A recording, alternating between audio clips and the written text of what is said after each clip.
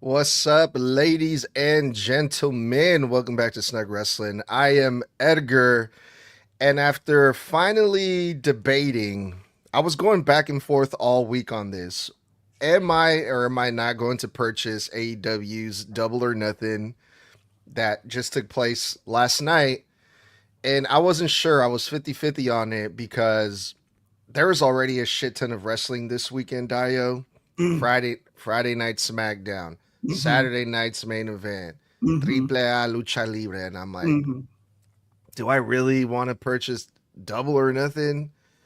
And I did because the great Dayo Adebola was like, "Hey, I'm gonna watch it and let's go over it." So I'm like, Yes, "All sir. right, now I gotta do it." The great Dayo is here with us.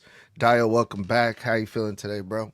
I'm feeling good, brother. I'm feeling good. The time zones kind of messed me up, so I had to like binge watch, not binge, but I had to like watch Double or Nothing today Yeah. during the day. So that was that was fun. I usually have to watch it like Yeah. around this time is when I'll usually watch it when I get back from work because it's Eid. I had a bit more free time, and so yeah, I was able to catch it today, and I was pleasantly surprised. Yeah, man. I haven't watched the AEW pay per view in a couple of months, and I think I missed the last one or two, Mm, and I completely forgot like how packed these shows are. I mean, there were 9 matches on this pay per view, right? yep, yep. And not just nine like single matches either. There was a fatal four way. There was a stadium stampede. There was an I quit match. Bro, they stacked it, bro. They stacked it, and they always stack it. To be fair, like if we're being honest, but like yeah, Yeah, dude. Like it was like, okay, is it time for the main event yet? And it's like, no, mm, another match, and I'm like, oh my mm. god. And then okay, it's got to be up now, right? No, another match, and it's like, holy shit. And that's not even counting the pre-show, right? Did you watch the pre-show too, or? I did not catch the pre-show. No, I did not. Yeah, me neither. Me neither. But I think I might have to go back and watch it. I should have watched it, but uh, it was just a long show because Mick Foley Yeah, was in the yeah, pre-show of AEW, right? yep. So for the sake of being able to talk about it on here, I should have watched it, but I didn't. But what was Mick Foley doing? He was doing like the commentary for the pre-show, right? Is what he I did? think I didn't catch all of the pre-show. I caught like a bit of it, like the beginning. I think he was mostly there to introduce the to talk a bit about the Owen Hart Cup, which is a tournament that they have normally. And then the winner of that tournament is usually next in line for an AEW championship match, which they're probably going to do at All In. I don't think he did. I don't know if he did anything else for the pre-show. I have to go back and check it out myself as well. Yeah, I'm Uh, gonna have to go check it out because that seemed to be like one of the bigger deals coming out of this pay per view, Double or Nothing. I also saw a few of the wrestlers during the matches paying homage to Mick Foley because he was there. mm, So mm, it seemed like a lot of mm, people were thrilled about having Mick there, as they should. yeah.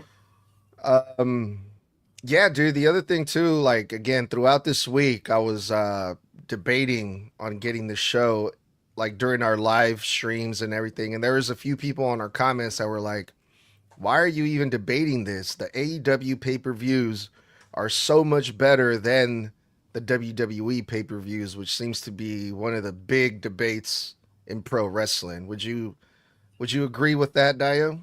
I would say it's not even a debate, if I'm being honest.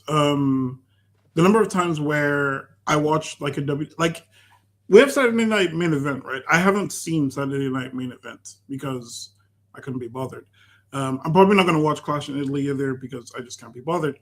But I can't. I was not going to miss Double or Nothing. Like even if I hadn't watched AEW for the past like 2 weeks, I would be locked in for Double or Nothing because they don't like their pay per views do not miss. Mhm. I don't remember the last time they did miss. Let me put it like that. Yeah. Did they always do the Owen Hart Cup tournament at Double or Nothing? Um, I'm not sure. I think it usually starts either it starts or it ends at Double or Nothing. One of the two. Okay. Yeah. Yeah, because we had a few of those matches in this pay per view, and it kind of threw me off. I'm like, I mean, my memory's a little foggy when it comes to those things, but I was pretty surprised that they had the first matches of the tournament take place in this pay per view, right? And it's going to continue later on. Yeah. Is okay. So like on Dynamite on Wednesday, they're probably going to do the next round.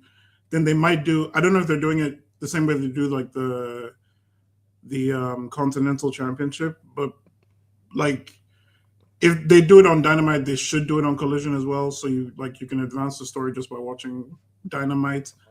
But if you want like the full all the matches, you would then watch Dynamite and Collision. So yeah, Yeah, that would be a good idea if they want to get some more eyes on Collision, because I know that's one of the shows that they really, I don't know if struggle is the right word to use, but not as much people watch Collision as they do Dynamite, right? yeah, yeah, Yeah. yeah.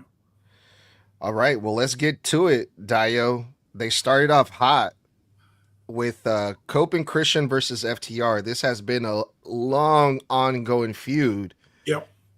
and this was an I Quit match, Yeah. if I'm not mistaken. A tag team I quit match. Tag team I Quit match, which means anything goes. They can pretty much do anything, Yep. and they did, man. Yep. Was it kind of crazy that they started off with this match being like having this type of stipulation, just being crazy off the walls to kick off the show? No, actually, because I think when you have a stadium stampede as well on the same card, you kind of have to go. You have to be very careful about where you put your matches here and there. And one thing I noticed, and that's something that we'll get to when we talk about the stadium stampede specifically, is that was the perfect time to put that match there because it was just silly off the wall nonsense. And I think them putting the I Quit match at the beginning, especially considering it's Cope and Cage versus FTR, there's a long story there, and it's no holds barred, no DQ type thing. I think that really got the crowd fired up.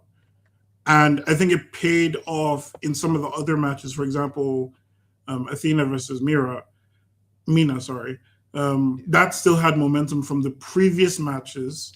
So even though it was still a solid match, but it carried over pretty well, and I think it lasted the right amount of time. But we'll get into that later. But yeah, overall, I think it was a good place to put it at the beginning because it gets the crowd riled up.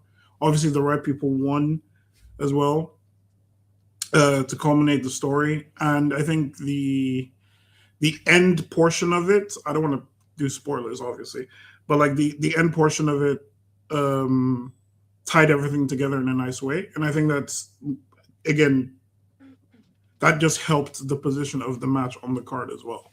So Yeah, this was also I think there was like a stipulation thrown in there that said if FTR wins, then Cope and Christian could never team up again, right? yep, they would be dissolved. Yeah, holy shit. I think that's one of the reasons why I enjoyed this opening match, because I like all four of these guys, but also Beth Copeland, aka Beth Phoenix, showed up, which that goes back to what, 6 months ago or something like that, or maybe even About more. 6 or 8 months, yeah. Have we seen Beth ever since, or is this her first time back since That's her then? first time back since Yeah. the thing. So that was So a good because that for me, for example, I wasn't expecting her to come back. I had completely forgotten that she was a part of the story or that she was like someone who could actively participate in the match. So like for her to come back and then not play as big as a role, but also play like a big enough role, I was like, yeah, okay, that's that. Yeah, I like that. yeah, I like that too, because again, I haven't been watching AEW like constantly like I used to for the past couple of months. But I remember that. I remember that moment when FTR took out Beth Phoenix. I was Yep. watching all the time. So it was nice to see them bring that back after so long. And yeah, man, it was a really emotional moment for them too. Yeah. I mean, maybe because Cope and Christian are going to continue to wrestle together or still be able to. And also, I mean, it's no secret that they're really close with FTR too. So this was probably a huge moment for all four of them, right? Yeah, definitely. Definitely. And I think that's why the match was just as good as it was. I think they have crazy chemistry as tag teams, and like overall, like the good guys won. They told the story pretty well. It was a good moment all around. Like you can't do a better opening to a card than something like that, where it's a good solid match. The right people win. There's callbacks. Solid, Hmm. solid. Yeah, I thought so too. Now again, just because I probably get a lot of shit for this, I haven't been watching in the past couple months. You're Cope fine. and Christian, are they the tag team champions right now? I don't remember. They're the tag team champions now because they won that match. Okay, got it. Yeah. Okay, yeah, because I remember in the celebration seeing Yeah. they had the titles. Okay, so damn, there was a lot of shit happening here. Yeah. I quit match, the stipulation thrown in there, the Mhm. Beth Copeland return, and it was for the tag team titles. Yep. Insane. Anything else about this one, Dio, before we go on to the next one? I think overall, no. I think we've said everything we can. Shout out to Kristen Cage though, because there were so many times where I was like, "Nah, they killed him. He's dead." Even Copeland too. There were so many times where I'm like, "Nah, he's not coming back from that," and then he still does. And Yeah. it was just great all around. Even and Stoke is so underrated as well. Like he's so entertaining. Oh my god. I completely forgot about Stoke, and I'm glad you brought that up because speaking of Mick Foley, they paid a little homage to him in this match too with the flaming table spot. Yeah, that was dope. I don't think I've seen a flaming table in. I can't remember the last time I saw a flaming table, and so that was like, yeah, okay, yeah, y'all got me, y'all got me. From then on, I was like, this is a good pay per view. I'm good. Didn't they do one in WWE not that long ago? I want to say maybe I, not. They wouldn't if do they that did, in WWE. I don't remember it. If they did, Yeah, I don't. Yeah. Um. Yeah. When I saw Copeland setting up the table with the lighter fluid, I was like, is he the one that's going to be taking the bump? Because if so, that would be the perfect like yeah, mm, homage because he was the one that did it with mm, Mick Foley. And I yeah, was like, wow, that would be an amazing callback if Copeland takes the flaming table, but it ended up being Stokely and one of the FTR guys, right? yeah. Dash. I still can't tell them apart. I'm not gonna lie. Like I can tell them apart. Their name just escape me every time. The bald one is Dax. Dash, and then the one here is Cash. Yeah, Yes. Dax. Sorry, Dax, not Dash. Dax. Yeah. Dax and Cash, right? Yeah, yeah. So yeah. Yeah, dude, fucking insane opening match to Double or Nothing. The next match, see, every time I read his name, I want to say take a shit, which I know Mm, that's mm, that's mm. not. It's Takeshka, I think Takeshka versus Takeshita. Yeah. Okada, Yes, Konosuke Takeshita versus Okada. international championship. Yeah. The people were eating this up, Dio. The people were going crazy for this match because There's a lot of AEW history fan. there. There's a lot of history there. Yeah, Yeah. I mean, I did not watch New Japan Pro Wrestling, so I'm not gonna pretend like I know the history. But I'm sure the AEW fans know everything when it comes to this feud, right? So the good thing about that is I don't watch New Japan either. Prior to AEW, I didn't even know who these people were. But the story that they had in AEW is pretty solid. Okay. And luckily, AEW does a pretty good job of doing callbacks to other promotions as well. And so they've mentioned they give you like a brief history of who Okada and Takeshita are and why this is a big deal. Yeah. But also, like the story for that match was pretty straightforward. It's just Takeshita wants to be champion. Okada has been sunning him for weeks, months now at this point. Months, yeah. Yeah. And so, like, Takeshita couldn't win the Continental Champion from Moxley, even though he should have. But it's fine because he beat Okada for the international championship, and all is well. So yeah, and it was a solid match, and I'm not surprised. Yeah, and this also, and I got to be honest. I mean, there's a lot of people that say, well, AEW doesn't do much storytelling, but this match right here, this feud between Okada and Takeshita has been building up for months, for a long time. They're both in the Don Callis family. Yep.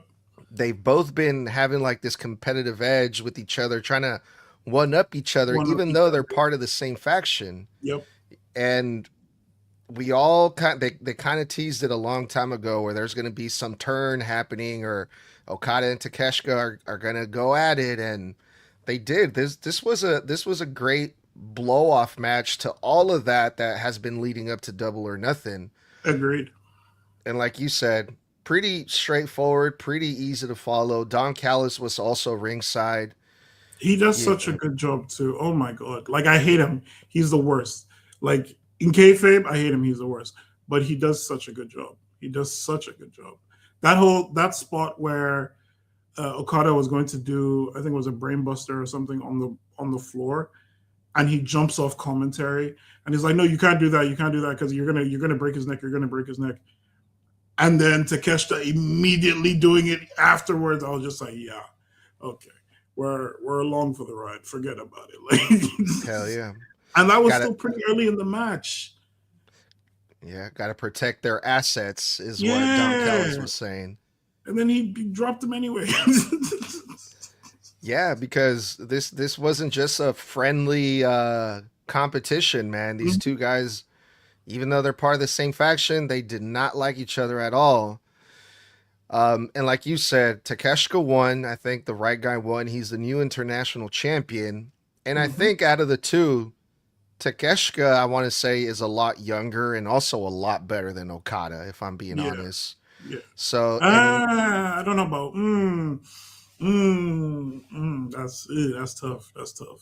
Okada is done, bro. He's That's done. tough. Oh, done? Okada, Okada's Okada. done? No, I mean like he's done, as in like he just doesn't have it anymore like he used to, bro. Really? Okay. I don't Maybe. think so, Yeah, man. I maybe. don't think Okay. so. Takeshita is the I think one of the things they said about this match is who's the better Japanese pro wrestler?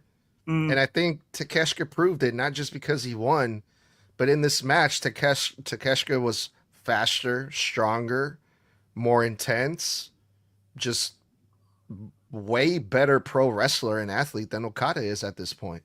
I can see what. Yeah, okay. Fair. Yeah, I can see that. I can see that. That was kind of the it's so good. Like, okay, entire sidebar here. Anybody who says that AEW doesn't do storytelling hasn't watched AEW. Mm-hmm. That's my flat out. I don't care if that's a hot take. That's it's the reality of it. Because every single match, you have commentary putting the story over.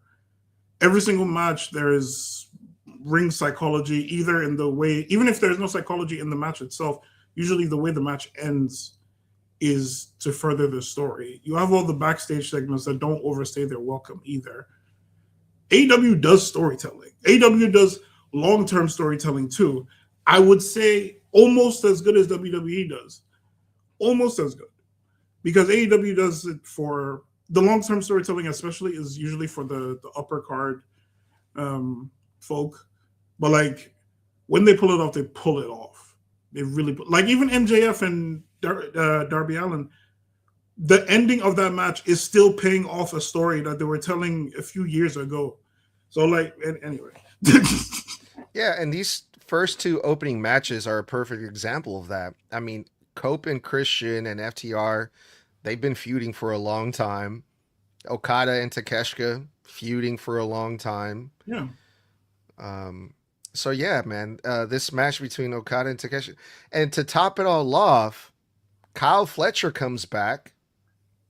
Kyle Fletcher has been injured, and it looked like Kyle Fletcher was going to pull up on the Don Callis family to protect Takeshita, and it turns out to be a swerve, bro. Kyle Fletcher proves his loyalty to the Don Callis family and ends up taking out Takeshita. So now we have that to look forward to, which that is going to be a fucking crazy ass match. That's gonna be a Takeshita banger. and Oh, Kyle Fletcher for the international champion. oh, that's gonna be a I'm banger.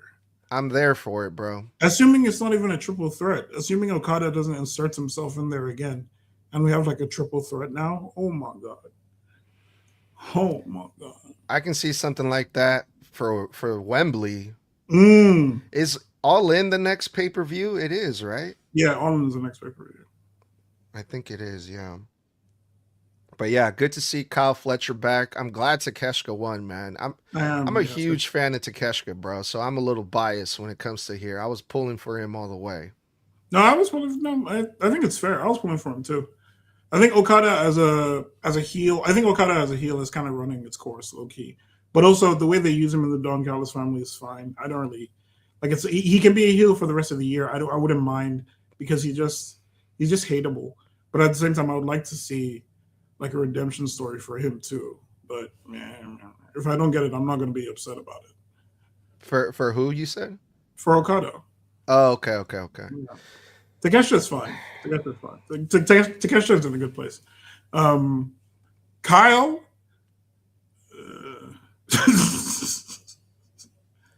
I don't know what we're gonna do with Kyle or Kyle Fletcher. Kyle O'Reilly, Kyle Fletcher, So many all these Kyles. freaking Kyles. Yeah, I'm pretty sure they're gonna give Kyle Fletcher a run for the international championship. Or TNT. Maybe he's back on that TNT grind. I'm wondering when they're gonna pull the trigger to put him in the main card with like MJF. That's what I'm wondering.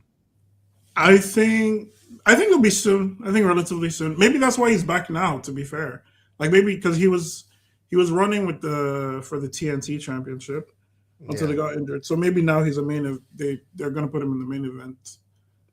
yeah. I mean, if we're fantasy booking, hmm I mean, if Will Ospreay hmm wins the the Owen Hart Cup, and then he has to challenge for a championship, and then he beats MJF at All In, Yeah. and then Fletcher is like right there. Oh shit! I see where your head is. I see where your head is, and I ain't gonna lie, it's pretty good. Yeah, I'm just saying. I'm just saying. a lot of history there between them two. You know what I'm? Yeah. That's right. But we'll Hey, talk about that more. We'll talk yeah, about yeah. that more because that is interesting. Um, Up next, Athena versus Mina Shirakawa, Mm-hmm. and I wasn't sure what to expect from this match. This was for the Owen Hart Cup tournament as well for the Yeah. women's side of things. I'm not really a big fan of Mina Shirakawa, right? However, this match was a lot better than I expected. Mm. Maybe it has to do with Athena is just a complete monster in the Yeah. ring, right? Yeah. I Yeah. think she can pretty much make anyone look good and have a pretty good match with just about anyone. Yeah. But I have gained a new level of respect for Mina Shirakawa after this match, if I'm being honest. This was a the best match that I've seen Mina Shirakawa have ever, I think. For me, in my opinion. No, that's fair. That's fair. I think I'm right there with you. I was still a fan of Mina for a while, just because like the goofy stuff that she was doing with like Tony Storm, and she can go in the ring. She's always been able to go in the ring. So, but this match though, I'm always a fan of Athena. Put Athena in anything, I'm a fan. Forget about it. So Athena versus Mina, I was like you. I was like, I'm not sure what to expect here because I know for a fact that Athena is probably going to win. Um, but I'm not disappointed in the match that we got. That was a solid match as well. Very good match. Yeah, But I was pretty sure Athena was gonna win because I mean she's been Ring of Honor Women's Champion for like fucking forever. 2,000 days or something Yeah. crazy like that. So it's Forever rare to champion. see Athena lose. So I wasn't expecting her to lose last night either. It's gonna be interesting, man. That or that the female bracket for for the Owen is going to be interesting. The male bracket is stacked as well, to be fair, but like the female bracket, that was yeesh. It's going to be interesting to watch it unfold overall. I don't know who's going to win. I don't know. Yeah. I think one of the reasons why I got into this match between Mina and Athena so much, did you see the curve stomp that Athena hit Mina with? Fucking slammed her nose straight on the mat, and I'm pretty sure if Mina has a broken nose, I would not be I surprised. would not be surprised. I would not be surprised. I She think one thing. I think they just said every match in this card has to have something that makes you go, that makes you cringe a little because like it happened a lot. It happened a lot. But anyway, yeah. yeah. I hope she's okay, man, because that looked rough.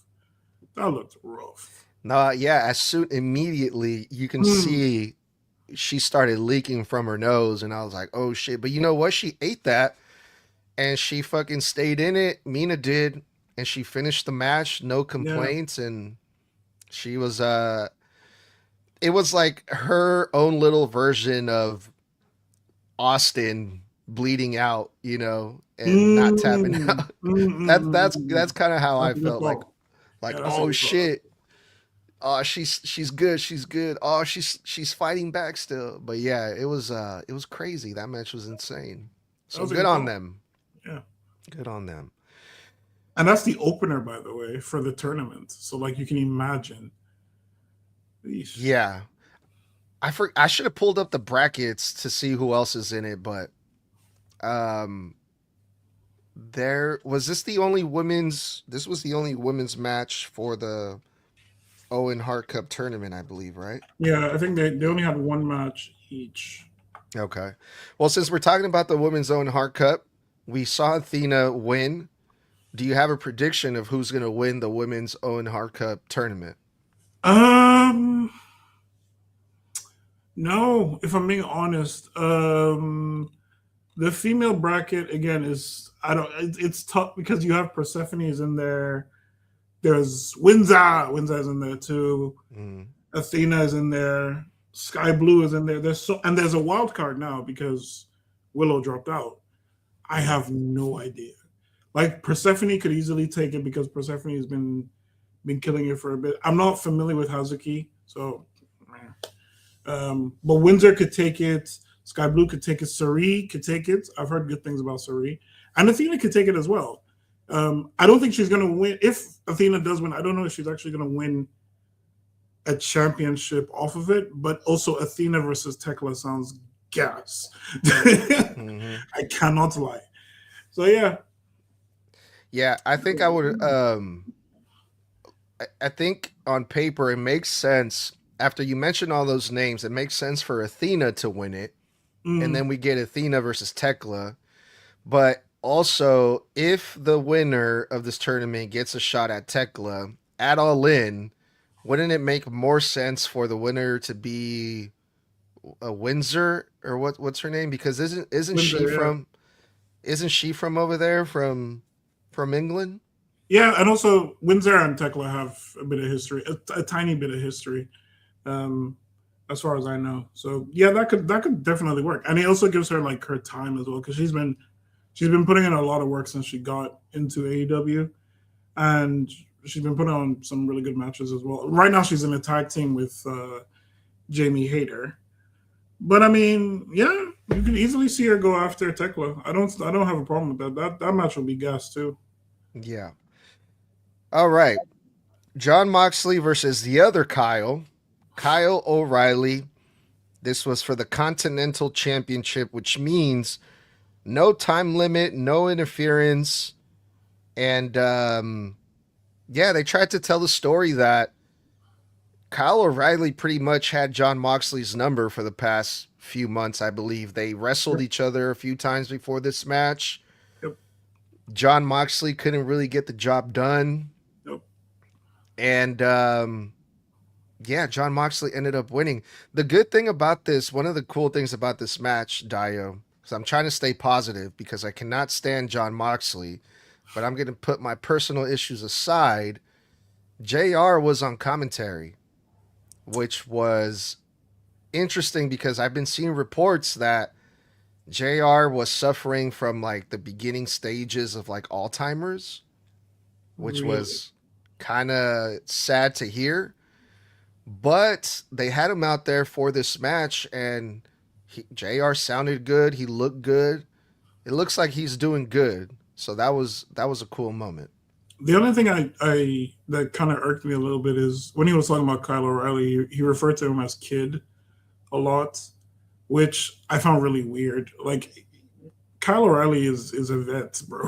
Like let's be real. Yeah. But apart from that, yeah, I have. It's always nice to hear JR on commentary. Let's be real. Like He didn't know his name. JR yeah, didn't know his name. They yeah, had to yeah, tell him like, "Oh, that's Kyle O'Reilly." He's like, "Oh yeah. yeah, Kyle O'Reilly." Maybe it's the Alzheimer's, or maybe yeah. I did also get that feeling too. Like they have him out there, but he's not. He's commentating on a match or a story That he's that not he's privy not to. very familiar with. Yeah, yeah. So it seemed like they were just kind of feeding him lines. They were telling him what to say. Um, but hey, it's JR, man. Like he can do no wrong, I bro. mean, if that was the case, he did a very good job because like it didn't come across to me like they were feeding him. Apart from the name, it didn't come across like they were telling him what to say, even though he was kind of being a generalist. But I mean, like you said, it's JR. Like no one's gonna be mad about JR. Like come on, that's Yeah, yeah. like Nigel McGuinness was kind of like setting up the Mm. questions in a way that tells JR like, "Hey, this is what you should say." Like I forgot what he asked him where he was like, "Oh, what do you think is like the game plan for Jon Moxley now that Kyle O'Reilly is injured from the leg?" Like obvious questions like that, like Yeah, obviously Jon Moxley has to stay on top of him and he needs to keep working on stuff like that. yeah. I caught that. Yeah, man, Yeah. could be worse. Um but yeah, like I said, dude, I'm not I can't get into Jon Moxley, dude. I just can't. But what did you think about the match?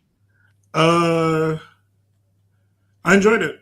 I really enjoyed it. I thought okay, so I didn't think Kyle was going to win just because the Continental Championship doesn't really change hands as much apart from the tournament. Um, so yeah, but also the fact that Kyle had beaten him twice via submission and once I think via timeout. The last one that they did was via time expiring. Hmm. I was pretty hopeful that Kyle would win. I don't have a problem with Kyle not winning, but at the same time, like the story that they were telling was very much like Kyle could win this one, which is just testament to booking, really. Um, the match itself was pretty good. I think the when you give Jon Moxley a thing to do, a thing to sell, he does a pretty good job of selling it. He does a pretty good job of storytelling overall, I would say. And the story here of Kyle just trying to get him to tap out or to beat him in an unconventional way, I think was very well told. I popped when they both had each other in an ankle lock. That was cool for me. I was like, yeah, yeah, yeah. I mean, yeah. Um, Overall, yeah, I think it was a good match. I think it was fun. It was a normal, hard hitting Moxley match, really. Yeah, that's it. But I mean, but Kyle being in there and being like the technical person that he was with the kicks and stuff, that was a nice little flavor to what was otherwise a normal Moxley match. Yeah, it was definitely a Moxley match, that's for sure. All right, then after that, Will Ospreay versus Samoa Joe for the Owen Hart Cup Tournament, aka Sweet Tooth. Good old Samoa Joe. Did you ever watch that series, by the way, Twisted Metal? I did not, but I It's really good, dude. I I try used to to. I try to repress seeing my former AEW world champion dressed up like a murderous clown. Um, just I but no, I used to heard good play. things. I used to play those video games as a kid all the time. Like when the first PlayStation came out, I think that was one of the first games I bought was Twisted Metal. Twisted Metal. Mm. So as soon No as boy. that series came out, I was all over it. I started watching it, and then I found out that Samoa Joe was Sweet Tooth, and I was like, "Oh yeah, bro, I'm watching this." You should watch it, dude. I didn't watch it because I was worried that they'll do that thing that they do with video game media where they just like butcher it the same way they did like Mhm. Borderlands. But if you're saying it was good, I'll check it out definitely. I thought it was good, but I mean, I'm no expert. I watch WWE and I enjoy it, and I get a lot of shit for it. So, all right, Dio, let's go with this one. First of all, the Owen Hart Cup tournament for the men's side, I think it's pretty safe to say that because this is for a shot at the AEW World Championship, All In is coming up. It looks like this whole thing is set up for Will Ospreay to win it. He has to win this thing, right? He kind of does, yeah. I don't I don't know who else would. He kind of has to. Yeah, he better, dude. He kind of Or has to. I mean, or depends on else we who. riot. No, because I mean, I wouldn't mind Swerve winning either, but like Osprey, you know what I mean? Like it's all like he has an entire story like going on right now. So yeah, and the idea of Osprey versus Claudio as like his final test before like anyway. So yeah, I think it's pretty much set up for Osprey to win. I think it's his tournament to lose essentially. I was so big on Osprey. Like when he first showed up on AEW, where he would just show up every now and then, but he was still signed to New Japan, and then finally they made the announcement that Will Osprey is all elite and he's gonna be in AEW full time. I was Mm, so excited for it. I'm like, yes, this is the guy. He's gonna be the one, the top guy that's going to lead the company. He had a lot of fanfare. I'm like, Will Ospreay, I can't wait to see him become AEW World Champion. And then they did something completely different. When he came in, he felt like a top guy. He felt like the guy. He was like WWE's Cody Rhodes, I felt like, and I was I so can see that. excited Yeah. for it. And then now he's not. And I'm like not as excited to see Will Ospreay anymore as much as I used to be.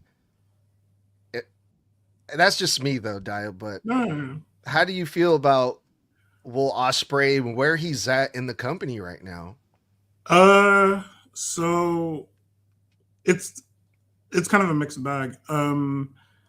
Prior to him being in AEW, I'd only heard of him by name, and I think when he came in and he was having like a match at the beginning of Dynamite every week, I was like, I don't, I get it, but I don't get it. And then somewhere along the lines, it just clicked, and I was like, oh no, I love this guy. This guy's fantastic, amazing, boom, boom. Um, and I agree with you that they put him in a different direction than what we were expecting, but I think they kind of had to. And I think that's the difference between, and it's so interesting that you bring up Cody Rhodes, because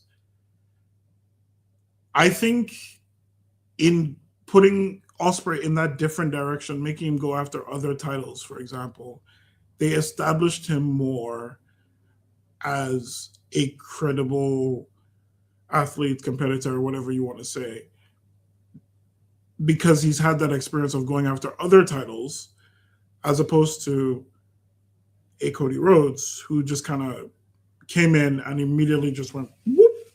Like, we know Osprey can go. We know Osprey is a main event guy. Tony Khan wouldn't get him in there otherwise. Mm-hmm. But for him to now get him in there, put him through his paces, put him through all these matches, put him through all these different feuds, give him these different titles, let the fans actually get used to him not only being in AEW but being a title holder in AEW, I think did a lot more for him than if they just brought him in, put him straight. I would argue that it's the same thing with Champa right now, where Ciampa's coming, and yeah, on his first one, he won the TNT title, but after that, he's been in banger match after banger match, and like if Ciampa was to win a title tomorrow, a singles title tomorrow, I don't think anybody would argue with that, just because of the stuff that he's done prior to winning the title and the quality of matches that he's put on while on his way to the title. So I think now, even though they took a detour that I don't necessarily, it's okay. I would have liked to see the belt on him sooner. But I think the important thing now is that we're getting to him actually getting the belt. And there's a relatively solid story behind why we want him to win this belt. The thing that interests me about this entire thing is how he's been with the Death Riders, but he's still somehow a face. I don't know how they're doing that, and it's so good where Moxley, Ospreay, face. The rest of the Death Riders, heel. But somehow they can interact and not like ruin what the other person has going on, because even though they're in a faction, they're like separate entities, and I just find that really interesting. Sorry, tangent, but yes, well, Ospreay, good Ospreay, good, very, very good Ospreay. Yeah, no, yeah, that was one of the things that I noticed about this episode. Like the crowd was pretty much split, and like in this match between Samoa Joe and Will Ospreay, people love Joe, but people love Ospreay. And then, yeah, you're right, dude. Jon Moxley, even the commentator said this, and this kind of got me mad. Jon Moxley has taken Will Ospreay under his wing, and I'm like, bro, like Will Ospreay does not need to be under Jon Moxley's wing at all, bro. Like, I get that Jon Moxley, he's like this locker room leader, and everyone looks up to him, and he's a veteran, but Will Ospreay has been so good for a very long time. We all know this. This is true, yes. He's been successful all over the world. He came in to AEW. He does not need to learn anything from Jon Moxley. That's just my opinion. And maybe he does. Maybe he does in real life, backstage, but in story, that part does not make sense to me at all. Like, no, but it's so no, because he came back. It's a, and I'm not even being sarcastic. Like, I genuinely think it is. I don't know if it's good, right? This whole Death Rider Ospreay story. I don't know if it's good, but it is interesting because, and I was gonna make a video about this, but I keep forgetting. Imagine, right? You are somebody takes you out. Somebody walks up to you, punches you in the face, and runs away, right?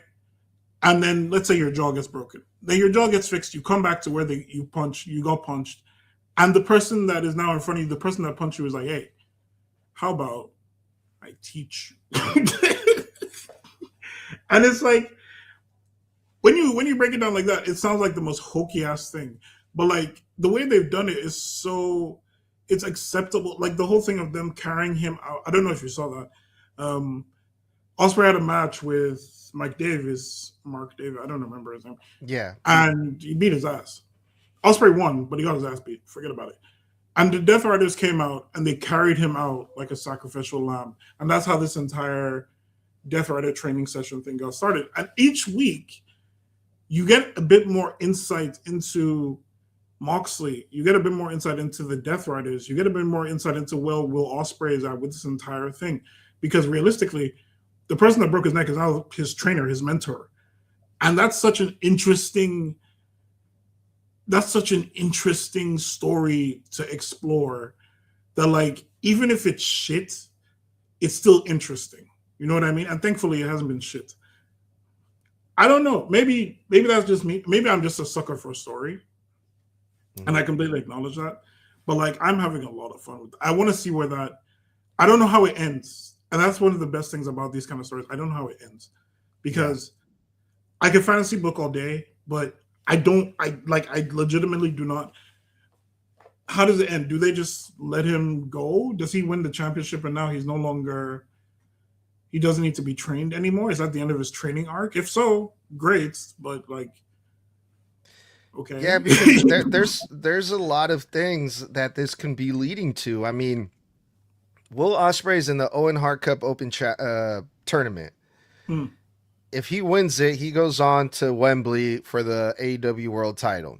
Hmm. But he's also mixed in this story with the Death Riders, where it's like the other thing that this can lead to is Will Ospreay versus Jon Moxley for the Continental title.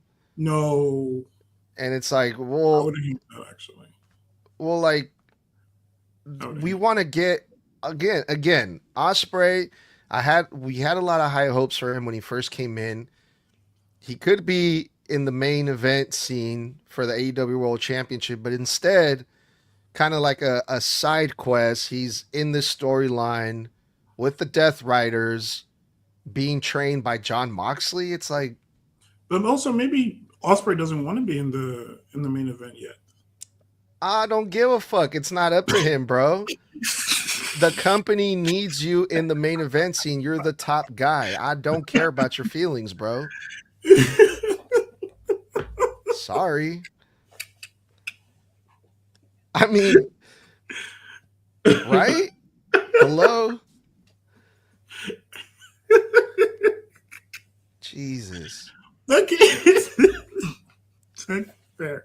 Fair is fair. Fair. Or you know what?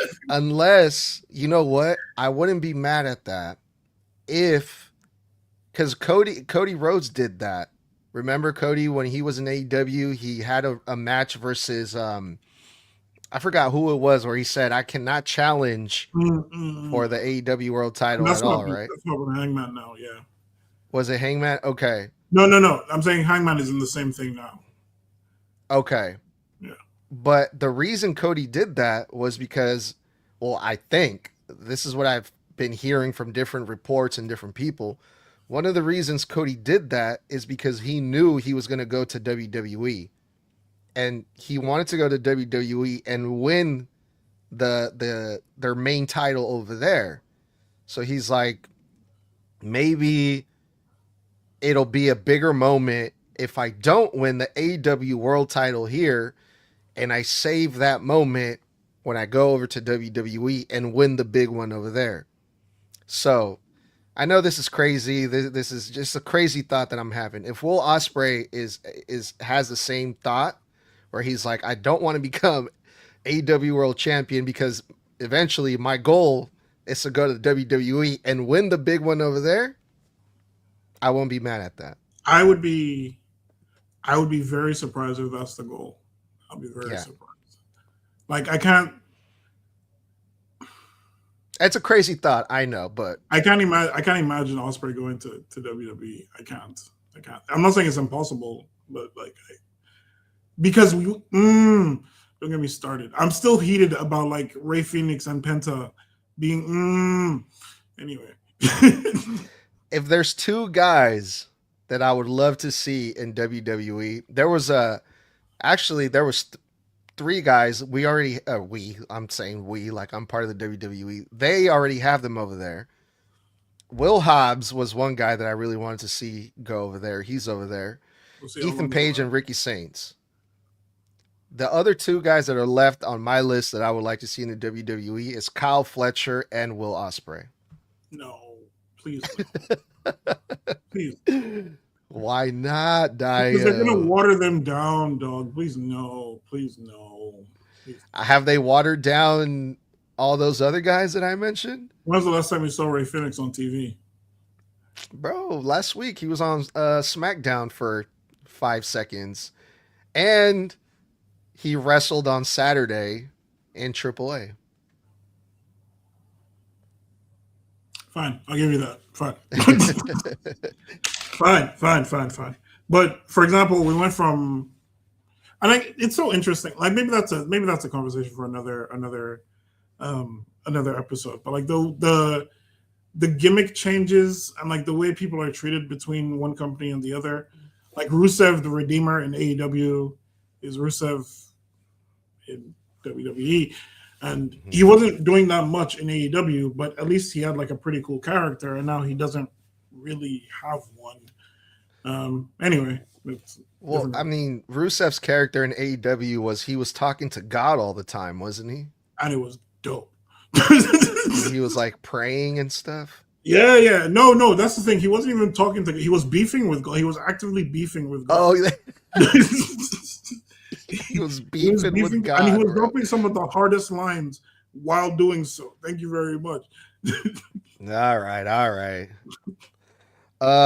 So yeah, that was a good match. Samoa Joe versus Will Ospreay. That was I dope. thought it was a bit. I thought that was a bit. It didn't hit as hard as I thought it would. If I'm being honest, I don't. I don't know Mm, why. It just. Eh, eh. really? Okay, fair enough. What about the next one? Swerve versus Bandito. They had some impressive moments there, and Swerve won this match. Um, but yeah, I mean, it's Swerve, it's Bandito. Both guys really athletic. So it was pretty much what we all expected, which was a 5-star Meltzer banger, right? Pretty much, yeah. No Any surprise thoughts there. on that? No, not really. More general. I think when you have ROH people, well, I say ROH people, but when you have champions in ROH come to AEW, it's pretty clear that they're probably not going to win, um, unless they're Athena. So I could be wrong though, but like it feels that way. But I'm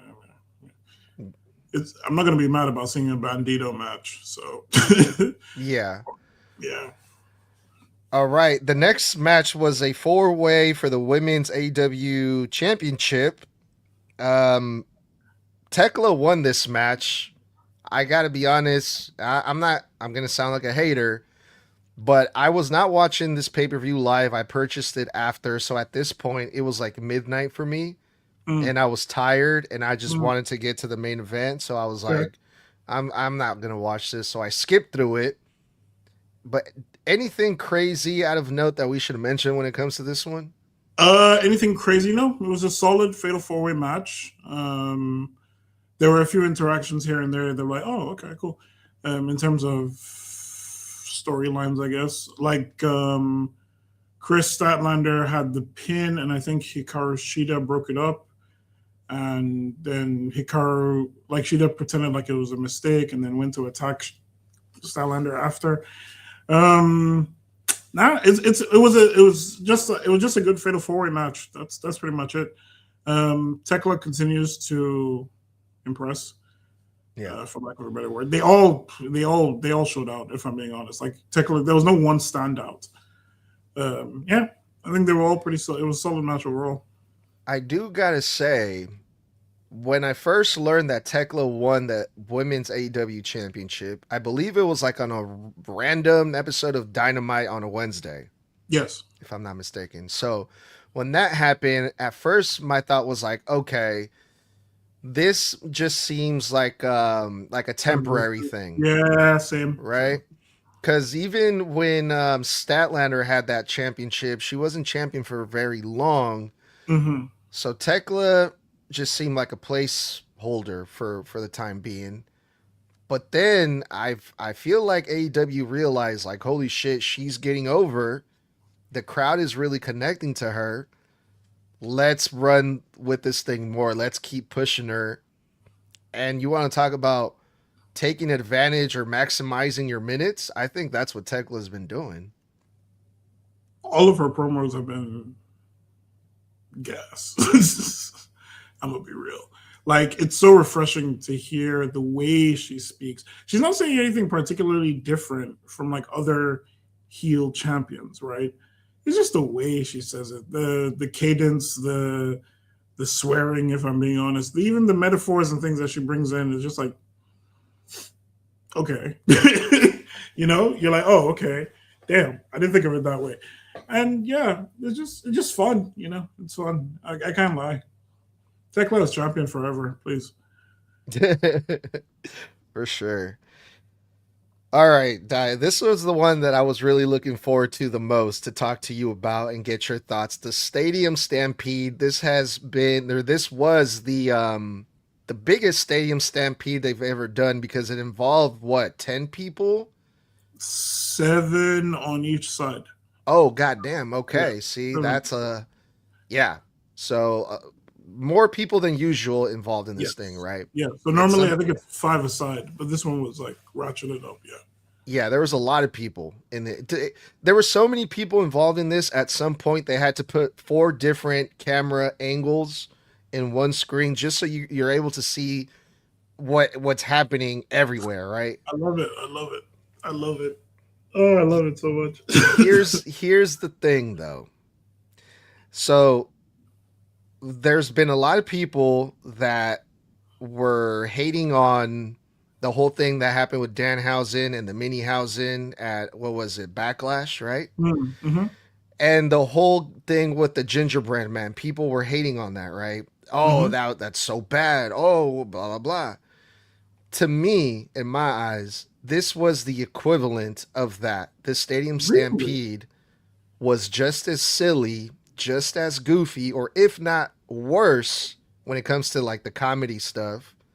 I guess I don't want to use the word worse, but I got the same feeling watching this Stadium Stampede than I did watching the Danhausen thing. Yes, Really? the Mm. Stadium Stampede was crazier because it was more, a lot more tables, a lot more hardcore stuff. Obviously, they didn't do that for the Danhausen thing, but they did a lot of goofy spots, a lot of comedy, a lot of cameos. They had a food fight at one point during this Yeah, they thing, did. Yeah, they did. and the announcers were literally laughing their asses off the entire time. So I just want to say, just want to throw that out there for the people that were hating on the Danhausen thing, the gingerbread man thing. This was AEW's version of that. But what did you think? I can see why you would say so. I can see why you would say so. I think this is a bit different though. Oh yeah, very Um, different. and I think that's why it separates itself. I don't think it's the equivalent, especially considering Danhausen was in AEW before. Um, anyway, I don't know. I don't think it's the equivalent. Again, like it's so interesting because I 100% understand where you're coming from in Yeah, terms of the comedy, the goofiness, etc., etc. But and I don't want to be that guy, please be. but but like like AEW does things like this though. That's the thing. Like the Stadium Stampede is just that. Like the Stadium Stampede is just 10 dudes running around to figure out what crazy funny thing they can do in the entire arena that just loosely weaves together a thread of this match is happening. You know what I mean? And so at the end, like when I've forgotten his name, when Luther popped out with the giant rocket, I was like, hell yes. Hell yes. You know why It was they did that, right? just terrible. I don't actually. Why did he do that? So that was a kind of like a little dig at Jim Cornette because Jim Cornette talked a lot of shit about AEW, and I'm sure he's going to have a lot of shit to say about that Stadium Stampede. So that's why they did it. Even Taz was like, oh, a tennis racket in a wrestling show. We've never seen that before. That was Jim Cornette's gimmick when he was a manager. He would always walk out with a tennis racket. And not that long ago, I read somewhere that because Jim Cornette, I'm sure you know, Jim Cornette shits on AEW all the time, Yes. right? Yeah. So he got so frustrated at some point where he said, "Fuck it, I'm not watching AEW anymore." So supposedly he stopped watching, and so I'm like, okay, the AEW fans, the AEW talent would always say, "Hey, if you're just gonna talk shit about us, if you're just gonna shit on us, then don't watch us." Okay, so he said he's gonna stop watching, and then Chris Jericho shows up and he does a little dig at Jim Cornette. So to me, it kind of felt like, hey Jim, we're talking about you. Come watch us. Come watch this match. Because why else? Why else bring up a fucking tennis racket and then come out with the extra big tennis racket? Like, okay, that's another thing too. That was like, it's just goofiness. Yeah, but like maybe it's I don't know. Maybe it's just the the stuff the humor that I prefer. I had a good time with that. Yeah. Obviously, they didn't use because I thought he was gonna like in the like cartoons where you hit something so hard like the net of the racket just like forms around the thing that you hit. I thought Mhm. that's what they were gonna do with Ricochet. I thought they were gonna just hit him with the racket and then he'll be stuck in the racket. Like his arms will be bound down the entire time. But anyway, I digress. But yeah, but that's what I'm saying. Like even when we're Yeah. talking about if you watch AEW and you watch usually the commercials come on, but they obviously they're still wrestling while the commercials are on.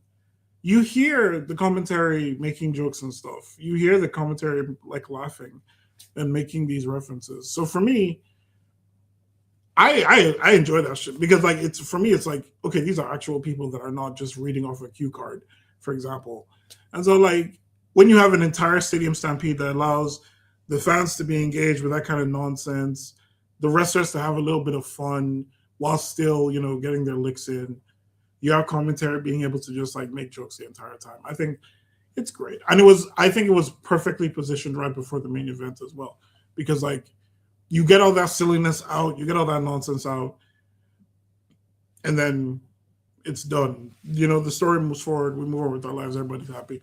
It is what it is. But I don't. I think the Danhausen clone thing and the gingerbread thing is entirely worse. Entirely worse because the Danhausen and the gingerbread thing could fit into a stadium stampede and it would be fine. But they're giving their spotlights in WWE as individual things as opposed to being part of something else. So if we had a gingerbread man show up in a stadium stampede match, you're like, why is there a gingerbread man there? And then you just close the door and you move on with the rest of the match. Or why is there a Danhausen there with clones? And then you just close the door, you move on with the rest of the. It's a gag in the whole movie that is the Stadium Stampede. Whereas in WWE, it's the whole movie. And Mhm. that's kind of I can only take so much of that. I don't even hate Danhausen that much, I hated the gingerbread man thing because I thought that was played out the entire time. But like Danhausen, for example, I still like Danhausen. I don't know why we have to. You get the idea. I don't want to talk in circles. Yeah. Yeah, I think that's one of the things that threw me off about this. Like, yes, I understand that everyone there they want to have fun and everyone's laughing at this, haha. It's funny, it's entertaining, it's goofy. But I mean, so is the stuff that they do in WWE. But you don't hear Michael Cole and Wade Barrett laughing their asses off nonstop throughout the entire match. Like, I know that sometimes they have funny moments in WWE, the commentary, but yeah, they might chuckle a little bit, but then it's boom, back to business, back to telling the story, back to doing the play by play. And here the announcers were just laughing the entire time. And for I don't even me, think it's. Yeah, go yeah. ahead. Sorry.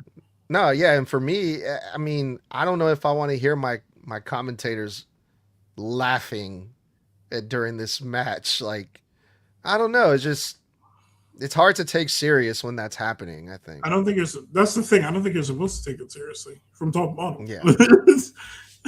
But I get it though. I get it. I get it. I completely understand that. To be fair, Yeah. but like, No, you're right. And this is not meant to be taken serious. You're right. I mean, that's the best way you can put it, right? I mean, that's really what it is. I mean, from Um, the you kind of tell from the even the opening cinematics. Cinematic. Like when you had the Hurt Syndicate and Kenny Omega, etc., and Kenny Omega shows up and he's smoking a cigar, and then they're all posing, and then he chokes on the cigar. Like it's yeah. banter, bro. It's banter. Yeah. No, that's true. Yeah, That and was so that what was do you? funny. Yeah, That was funny because yeah, it's Kenny Omega, he has a cool presence about him. mm-hmm. So when he was smoking the cigar, yeah, he looked cool. Like, yeah, that's Kenny Omega, and then he starts choking on it. That was good. I like that for sure. I How obviously many like the tennis racket spot because how it's a many nice how little many dig. stadium stampedes have you watched? I think all of them. Okay. Okay. Yeah, I'm pretty sure I watched all of them. But this one specifically, like the commentators laughing their asses off was a miss. I mean, I don't really remember them doing that before as much, have they? Fair, fair. I'm not sure. But Okay. this time they were literally just cracking up, bro. Like, and it was funny. Yeah, they did some funny stuff, but it's like I just didn't really feel like a professional commentary booth. It was just all one big fat Mm-hmm. joke, Mm-hmm. you know. So it's like, but I get what you're saying. You're right. This was not to be taken serious. I think that pretty much sums it up, right? I think that's why Uh, we enjoy. It's funny because if they did that in a, I don't think they would have done that in if they did that in another match. And that's what I'm saying. Maybe it's because I've heard them do it like in when they're off the air. But even then, they don't laugh their asses off. They make like little quips and little jokes in between themselves, and you as a viewer, you get some of the inside jokes. Um, but like I don't like I can definitely see why that would be an issue. Like if you're watching this thing, this hardcore thing, and obviously there's like comedy beats in there, but like for the most part, it's supposed to be a match, and then you have your commentary loud. Yeah, yeah, yeah. well, I can see because why I that. mean, they had a lot of like crazy spots, a lot of table spots, right? Yeah, A lot of hardcore moments, right? Where it's like, yeah. oh my god, like didn't Jungle Boy try to run over one Run of his over. Yep, opponents? yep, yep, yep, yep, yep. And those are great moments, right? It's like, oh my god, but they're kind of hard to suspend your disbelief as like, oh my god, these guys are really trying to hurt each other because everyone's just laughing the whole time. Mm, It's like, mm. oh my god, Jungle Boy almost tried to kill his opponent, and it's like, ha, lol. I need to go back and watch that match again because I don't. I think I need to too. Yeah, I need to go back and watch that match again because I don't. I don't. Well, yeah. I'll watch it back and I'll let you know. I'll let you know. Maybe but like I said, I already know I already get what you're talking about, but I do want to watch it again and see like maybe I just wasn't paying attention. Maybe I was playing like because I was playing a video game while I was watching that match. To be fair, but yeah, Yeah. Well, see, the whole point is, I guess that's a good thing. The fact that we're talking about, oh, we need to go back and rewatch it again. I think they got us right. they win this round. Goddamn. Yeah, for real. All right, the main event. This one I was really looking forward to because it's MJF. Darby is insane. He's a freaking mental case. But not just that. I mean, I knew the match was going to be dope, but it's for the AEW World Title. Title versus hair. MJF would get potentially shaved bald, which I'm sure a lot of people would have loved to see that I happen. was ready. I was ready for it too, man. I was ready for the ride, and they took us on one hell of a ride. But this was also a very, very scary match. Darby Allin almost broke his neck like the first 2-3 minutes of this match. Yeah.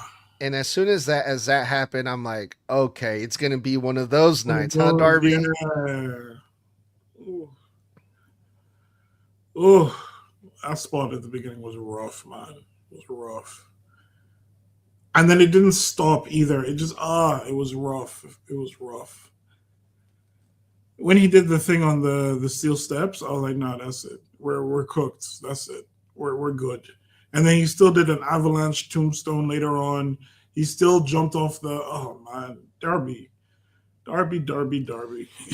Did they announce that this was going to be another like hardcore no DQ match No, ahead they of didn't. time? I don't know how Okay. we got there.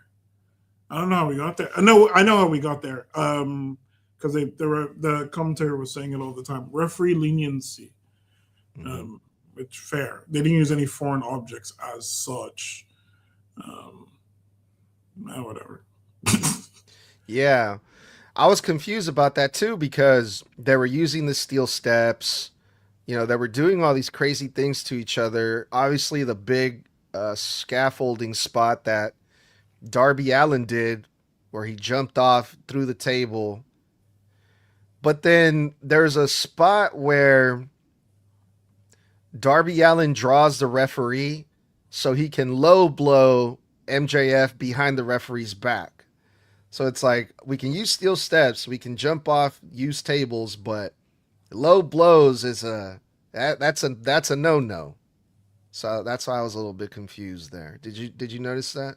I did, and the way I reason it in my head for all of these things is if you're not actively using the weapon to harm somebody else, then it's fine.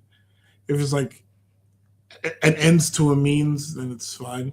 So like MJF pile driving, Darby Allin onto the steps is fine. But if MJF picked up the steps to hit Darby Allin, then that would be a disqualification. You gotta Yeah.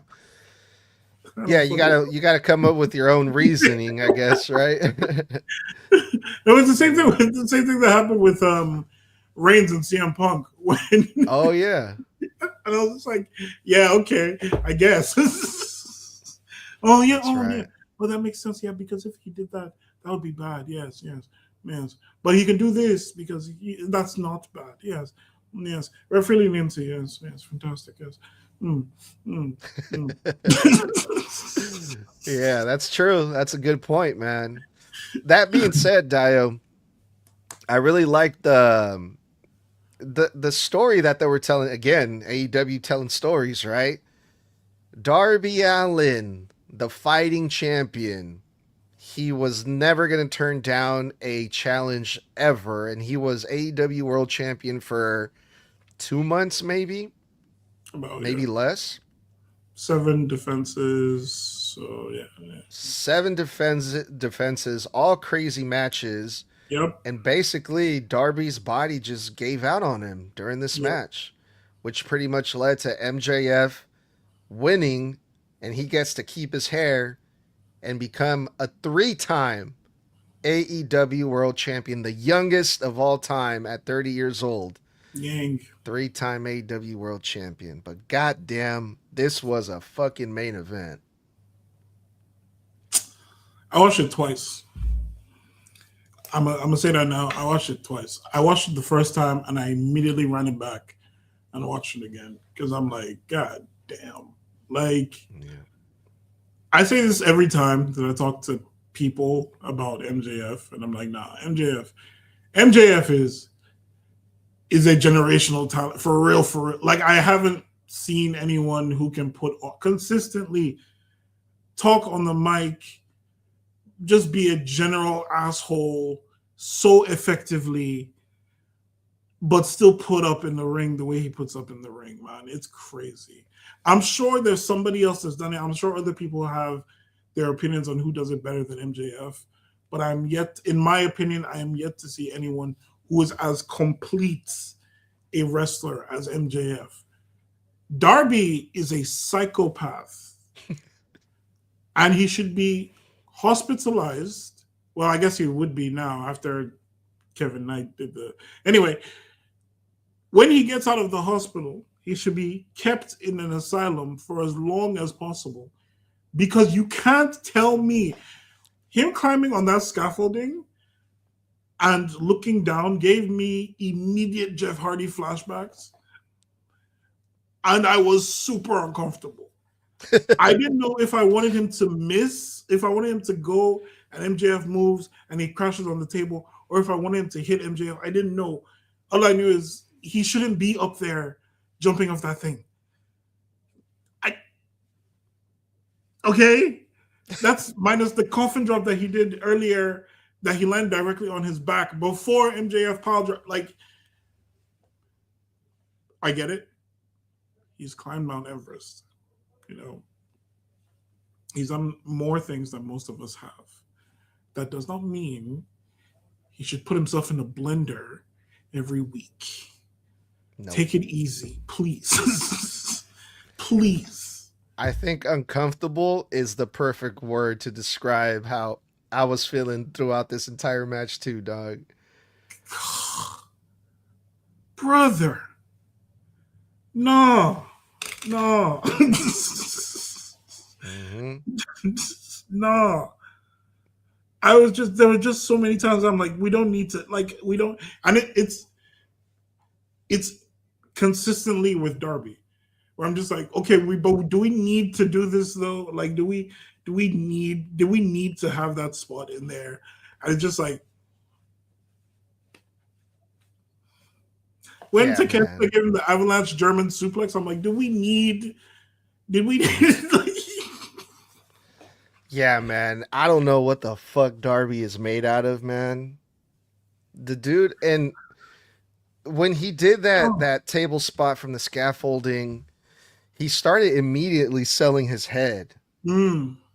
And then you see the color in the back of his head, and it's like, this is one of the things why I love pro wrestling. Was that supposed to happen? Was that part of the spot? Because it pretty much led into Darby Allin pretty much passing out during the match. So it's like, I can believe that he is literally bleeding out from the exhaustion and the blood that he's lost, for his body to completely give out. I can believe that. It was on the back of the head too. The back of the head, bro. Oh, man. Crazy. Man. And then the shot. Oh, man. I love, man. This is exactly what we're talking about. Where we say, like, we love pro wrestling. Like, he had him in the Scorpion, Deathlock, whatever the fuck. He turned him over. MJF had been selling his lower back for a while, so I'm like, no, he's cooked. And then he just collapses, and I'm like, you cannot be serious. But at the same time, they've been going for about 20, 25 minutes now or so. So I'm like, oh my God, it actually happened. Like, he's gassed. And the shots of MJF looking at the camera and smiling. It's like, this sick fuck right here. Exactly. What a sicko. Gosh, man. Gosh. Like, this guy is like, he pretty much almost ended his life multiple times in this match, and this motherfucker's smiling. The most demonic ass. You know that demon emoji that you have? That's what that nigga looked like, bro. It was crazy. It was crazy. And then immediately he remembered, I need to sell. So he started selling. But like that initial one, the initial frame where he's, oh man. God damn, bro. This is not okay. Yeah, dude. And then you already brought it up, but fucking poor Darby Allin, bro, getting stretchered out. And here comes Kevin Knight to fucking, God damn, bro. Which, like, bro, Kevin, did you not just see what this man just went through, bro? You have to do it now? You couldn't wait, bro, until Wednesday? Jesus Christ. Let him come back, then you turn on him, then you have to do it then? Oh my God, bro. I would not be surprised if we don't see Darby Allin for a while, bro, because god damn. At least like 3 months. I would say at least 3 months. Give that motherfucker the whole year off, bro. The rest of the year. He deserves to go on a fucking 6-month long vacation or a fucking cruise. Just him and himself, you know? 100%. Holy shit, man. Not because it was, again, 7 defenses, 8, I guess. Seven defenses, back to back, no weeks off. And then this match on top of it as well. Like, yeah, nah, bro. Even if you're not giving him the whole year, don't like, let him rest. Like, keep him until like winter. dog. Like like fall or winter. Like I don't want to see that man on my screen anymore. Like let him rest for real. No, because at that point, like you're trying to kill him. Like Tony Khan is a sick fuck if he's bringing him back that quickly. Like we need to unionize or something. That shit is out of hand. Tony Khan overworking poor Darby Allin, dog. Shit. It's the same dude that got thrown down a flight of stairs like last year, dog. Like twice, actually. Now that I think about it. Yeah, man, you gotta respect Darby Allin, bro. Like, I mean, he is the Mick Foley of our generation, bro. Essentially, yeah. Which I mean, Mick Foley was, he earned the people's respects back then when there was not a whole lot of people that were doing what Mick Foley was doing back then, right? Now there's a lot of people that are doing the stuff that Mick Foley did back then. yeah. But Darby Allin does it in a completely different level. Like the stuff that the stuff that he puts his body through. I mean, love it or hate it, you have to respect it, dog. No, you have to. It's for you to crazy. If anybody can, and it's funny because this is just one thing, and obviously there's recency bias because I just saw it. But if you have anyone who is willing to jump off the turnbuckle, blind, by the way, you can't see what you're jumping at. If he's doing a coffin drop, it's essentially a leap of faith. You're hoping that whatever you're aiming for is still going to be there when you land, right? So you go up to the turnbuckle and you just like launch off back first and you land on that apron. Oh my days. Yeah. Oh my days. And I don't want to keep encouraging Darby Allin to keep doing crazy shit like this, but when Darby does it, yes, it's scary. Yes, he has hurt himself multiple times, but he knows how to do it. No. He knows how to land. He knows, like, in a crazy way, he knows what he's doing. Yeah. Like, I don't think he would actually do it and be like, all right, I'm just going to fucking do it. And if I die, I die. No, he does it in a way where it's like, I feel like he's still in control. Darby is, So he's really good at what he does.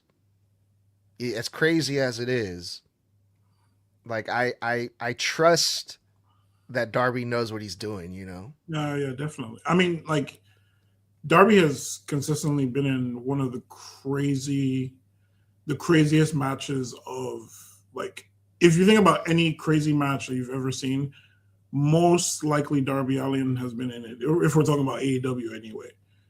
I remember he was drowned in a fish tank once.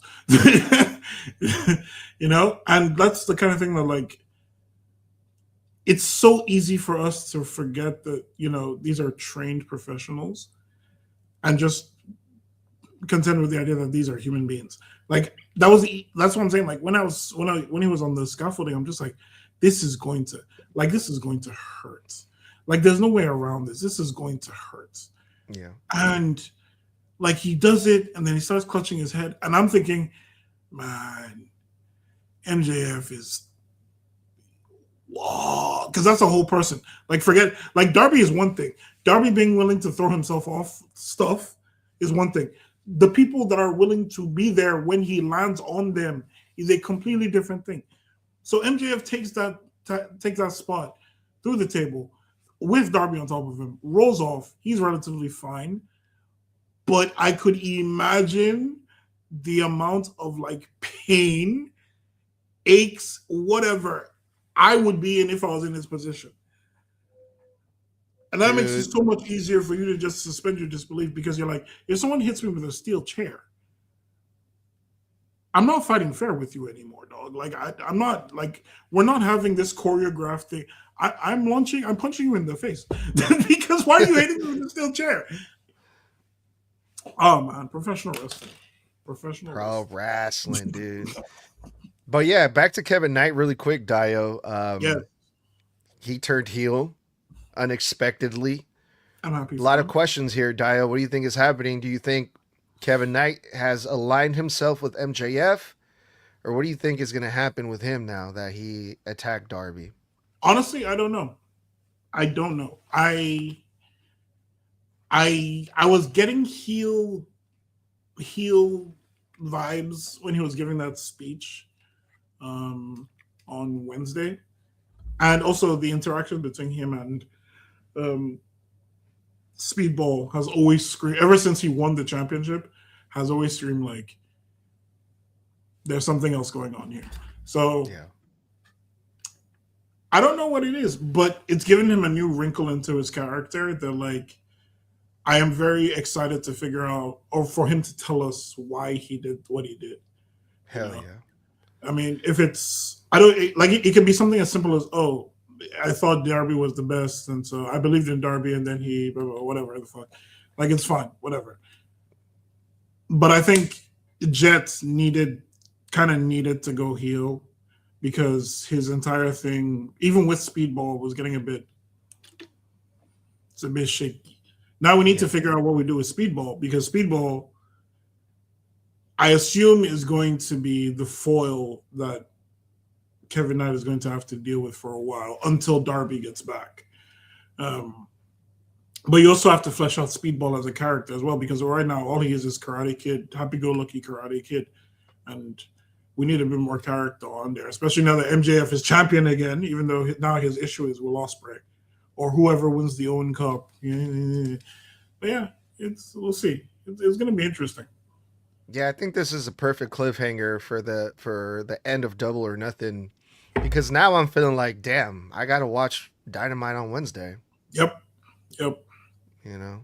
yep. Because you're going to hear MJF brag. You're going to hopefully get an explanation from Kevin Knight. You're going to see Edge and Christian, who have just now become champion. You're going to see probably Jericho talk about how he won Stadium Stampede.